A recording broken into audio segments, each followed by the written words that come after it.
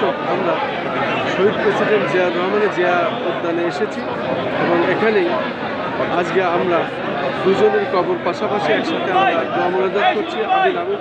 এখানে আমরা দেখতে পাচ্ছি লাখ লাখ মানুষ এসেছেন। আজ শুক্রবার পবিত্র জুমার দিন আমরা ভোরবেলা রওনা হয়েছিলাম, এসে দেখতে পাচ্ছি লাখ লাখ মানুষ দোয়া মোনাজাতে অংশগ্রহণ করছেন। একের পর এক মানুষ আসছেন যাচ্ছেন। এখানে শহীদ প্রেসিডেন্ট জিয়াউর রহমানের কবরের পাশেই বিএনপির চেয়ারপারসন, সাবেক 3 বারের প্রধানমন্ত্রী এবং আপসীন দেশনেত্রী বেগম খালেদা জিয়ার কবর পাশাপাশি দেওয়া হয়েছে। সেখানে এসে আমরা দোয়া মোনাজাত করছি এবং দোয়া মোনাজাতে আমরা দেখতে পাচ্ছি দোয়া মোনাজাত চলছে, আমাদের দোয়া মোনাজাত চলছে। এখানে আমরা দোয়া মোনাজাত শুরু করেছি পবিত্র শুক্রবার জুম্মার দিন। আজকে জুম্মার দিন, জুম্মা শুক্রবার দোয়া মোনাজাত করছি আমরা। আমিন আমিন আমিন।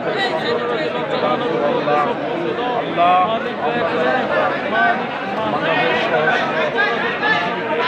জীবিত রয়েছে, সবাইকে নামাজ পড়ার তৌফিক দান করে দাও, বেশি বেশি ইবাদত বন্দেগী করার তৌফিক দান করে দাও।